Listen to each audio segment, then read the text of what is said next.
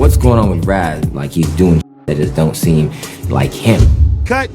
He walking in like tough. Yeah, any of you niggas, once I heard, oh, I whoop these niggas, I straight popped his ass in his shit. Looking right now, we getting close to somebody's gonna die over there. And Yeah. they could have a death on their hands. Imagine watching your little brother become one of the biggest stars in the world, and with all the fame, money, and success that comes with it. But it's not all bottles and bags of money forever, because with that level of success comes the evils of the entertainment industry, and you have to watch him go through these trials and tribulations and fall apart. Amari, if you come talk to me, you want me to do this tour, I'll do this tour, but I'm officially off the tour, okay? Apparently I can't go into Grady Hospital. I'm not bringing anybody in the camera. Apparently I can't go to Grady Hospital. I gotta take somebody with me, so that's not happening. And then to add insult to injury, you have to watch the world turn his obvious mental health issues into content, clicks, and now a reality TV show that you feel is exploiting his pain in manic episodes for views. What you talking about, nigga? We turned up, nigga. Hold on, blood. Who you looking at? Ain't nobody gonna save you. It's me and you talking. This is the story of Ricky Romance, the brother of Raz B, a member of B2K, one of the most influential hip-hop R&B groups of all time, and he sat down with me to discuss his brother's mental health, his concerns with the reality show that he claims is exploiting his brother, and his beef with one of the show's stars, Jonathan, that has spilled out into real life, unfortunately. Any more ass you be in, like, I need to know what to look for, because I'm going to tell you something. I whoop Raz B that night. Shut up. I put him to sleep. I ain't afraid of nobody. You, none of you. With Jonathan doing interviews about the show and the fight that happened on it between him and Raz B, Ricky feels that it's his duty to stand up and protect his brother in this crazy situation that is being monetized by a pretty big network. And it's frustrating. Even though my brother's his own man, and he has his own business and I have my own business, it's disturbing. Hearing you talk, I hear a big brother's concern. I hear like caring about your loved one, and I can see why, you know, knowing where he's too much. Raz B was originally famous for just his music, but more recently, his very public breakdowns are the reason why he is still so well known. Like that one time that just happened where he broke out of a hospital window and was seen scaling the side of a building.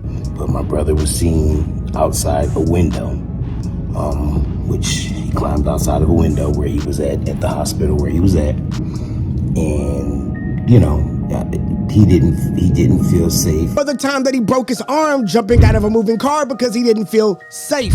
And then to also highlight the crazy, if that wasn't enough, the biggest claim to fame, one of the biggest problems that he's had, was accusing his cousin, one of the biggest execs in music and film, Chris Stokes, who was also responsible for a lot of his success, of abusing him as a child for years. We was in a room together. Chris Stokes put us in a room together and made us do stuff together. And then he came out just recently again, basically saying randomly that he made it all up. This message is from my cousin Chris Stokes. I am truly, truly, truly sorry. You see, unfortunately, Raz B has had that typical downward spiral we have seen in many child stars. They grow up, but then never really grow up. And being his brother, Ricky Romance, for him, this has been painful to watch. Especially when you are watching your brother get knocked out on the internet and then having to watch the guy who did it do a press run about it. Yeah, it's a little tough. What, he's bragging about fighting your brother? He says, yeah, he said, I knocked Raz B out. I put him to sleep. And it was, he was cheesing and grinning and shit. Like, this was, like, how you gonna get points when you a big ass, fat, stocky nigga? And this dude is the size of Marion, 5 feet, same size as Orlando Brown. You see Orlando and my brother having their issues, but because that's internal within us, within our family, within real celebrities, within real Black Hollywood, it's a very small Black Hollywood circle. Either you're in it or you're not. You got reality stars, they don't really count. See, Jonathan knocked out Raz B on episode 9 of Bad Boys Texas, the new reality show that Raz B and Orlando Brown are both on. I was right next to him when he slapped and he jumped across me. He walking in like tough. Yeah, any of you niggas, once I heard, oh, I whoop these niggas, I straight popped his That's his shit. And well, Ricky reacted how most brothers would. Jonathan been having conversation back and forth in the DM, tough guy conversation. Leading to a heated back and forth between Jonathan and him, and some heated messages in the DM, and I ain't gonna post them even though I got them because I ain't trying to get nobody locked up, but they were pretty bad. There was a situation that we kind of been talking around that happened between your brother and Jonathan, and I feel like that caused some friction off the TV, behind the TV screens, behind the zoo screens that people don't know about, and that's kind of like, you know, adding on top of the rest of your frustrations with the way this whole thing has been unfolding. While things should be done professionally and diplomatically, sometimes you gotta put hands on somebody. I feel you. You know, and I'm too big of a boss to do that. I got young niggas all around. You know, this is what they do. They're hyenas. They're out looking for issues. You know what I mean? So I pass those issues over to them, and they'll be resolved. And yeah, as you can see, things are getting dangerous, and it's not just all TV cameras and show lights, because this beef can spill out into the real world, and it apparently has. You know, we just coming out of Mental Health Awareness Month. You know what I mean? Where's the compassion? Damn. I mean, honestly, like, we all talk, we watch the reality TV shows, and we all laugh, and we all, like, experience it, and it's cool. But I think that the one thing that I like about having this conversation with you is, like, you got to remember these are real people with real lives and real families and real people that care about them. And it's like, yeah, this shit's funny to you because it's not your brother. You know what I'm saying? So, you know, I think we need a little bit more of that. Yeah, go ahead. And then my mom, Raz is my little brother, so my mom is protective over him, and she's sensitive. You know what I mean? If I say some shit and I go and attack these motherfuckers, you know what I mean? And I pull out a gun and I pop this motherfucker in his kneecap. You know, it ain't gonna do nothing but affect my mom and affect my brother and affect my relationship. You know, my mom is like, you know, why are you magnifying this situation and making it bigger? Are you obsessed with your brother? Are you obsessed with your brother's career? Are you obsessed with his business? Are you obsessed with? No, I'm not. I'm over here doing my own shit. But when somebody mentions my name, I'm woken up. When somebody hurt my flesh and blood, I'm woken up. But I don't want to get lost in the beef, because beyond all of this, at the center of it all is the show The Bad Boys Club, that Ricky feels is taking advantage of his brother Raz B and his ex-client, who he also used to manage, Orlando Brown. First of all, I feel like this. I feel that my brother, as well as Orlando, was misled. I feel like my brother was told that Orlando was going to be on the show, so he agreed to doing it. And they told Orlando that my brother was going to be on the show, so he agreed to do it. Right? So they use Orlando to get Raz, and use Raz to get Orlando, right? I managed Orlando, you know, when he was on That's So Raven and coming off that show, and kind of, you know, so he's been around me, as you know, since he was like 15. You know what I'm saying? Raven introduced me and made all of that possible. You know, so the relationship was there, you know, with them two, and I just feel like, you know, they were exploited, man. They were exploited. You know, everybody knows that Orlando has been on drugs, and he's been homeless in the streets, down from pillar to post, and ain't had a box to piss in. Now, you know, his baby mama, she wasn't even fucking with him. Now she's fucking with him. You know what I'm saying? Because he got that check. You know what I'm saying? But, you know, he moved in with her. You know what I'm saying? And it's just that his lifestyle hasn't really changed much, but his behavior, people will get a chance to see him a little more under a microscope and see that, you know, maybe he's not as crazy as people thought he was. See, Ricky expressed his concern to me and told me about how his brother's having a mental health crisis. And what we see on TV is the ramifications of that going untreated while being exploited. What about it do you feel is exploitive? Well, the fact that it's clear that my brother is having some mental health issues.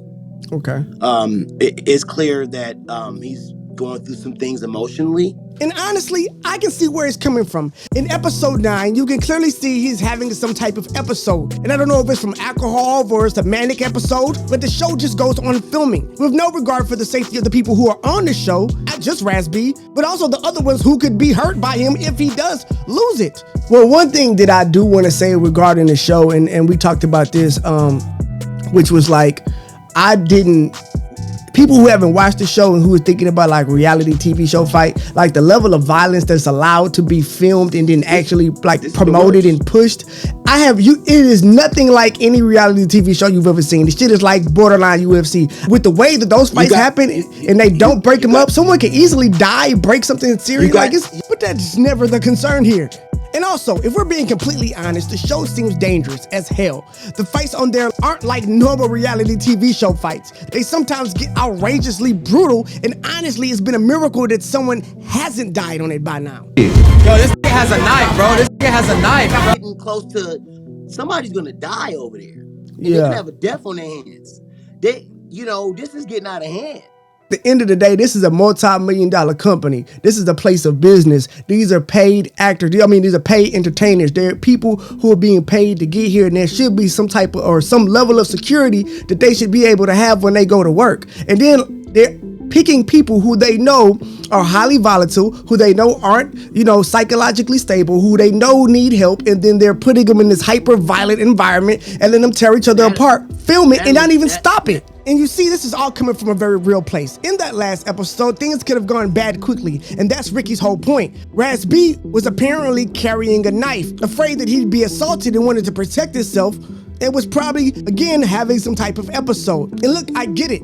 I like this nigga shit as much as everybody else. I like the drama, and I like the ratchetness as much as anyone else. And I do think that the show does bring something to the culture and push it forward in many ways. But the bottom line is some people need help and not a camera in their face. And if you keep playing with fire, someone will get burnt. Hell, even Jonathan, one of the show's biggest stars, who had a brutal fight on the last season where he claims he was about to get jumped by 7 or 8 people, showed up on set to try to fight him. And the producers on the show just let it unfold, and he basically had to fend for himself, or he would have probably gotten stumped out. Like producers, y'all let people bring outsiders in onto the show to attack me. And look, you gotta understand, these people are being paid to be on TV, not being paid to be in a UFC fight. There's no referees or weight classes here. And I'm pretty sure there's not a cameraman on staff that would have put the camera down if he was getting stumped out to help him in any way. And again, this is a multi-million-dollar network, not some YouTube channel that obviously doesn't seem to care about the violence or safety of its talent on or off camera. And all I'm trying to do is ring the alarm before something crazy happens. And I think that at the bottom and the root of where Ricky romance is coming from is the exact same thing. Because if it's not gonna be a loved one ready to take it there for their family, then it might be someone falling on concrete the wrong way from a punch they didn't see coming, or hurting themselves because the person who was obviously having a manic episode is being beat up on camera and is being fucking blasted to the world instead of getting the help that they need. And to be honest, the shit is just sad that this is our culture and this is how we treat each other. This is what we find entertaining, and this is the way we choose to go about creating content for the culture. And look, I'm not saying that the show should be canceled or try to be super woke about it, because again, the shit's entertaining, but I believe it can do better. And I also believe Ricky is just another brother worried about just how much longer his brother can survive his own success. So again, I'm not saying don't watch the show, and I'm not saying don't support it, but I am saying that it seems like only a matter of time before things escalate to a place where they can't just rewind the tape and act like it didn't happen or cut it out. And if this is the kind of content that the culture is going to okay and we're all going to consume, we should at least be able to talk about it, the good and the bad. But that's our story for the day. I am Joe Stone. This is the Church of Joe Stone podcast. When cool comes to pray, you come to stay and hit the subscribe button so you don't miss another video coming your way, where we find the most shocking and provocative news and take it to church.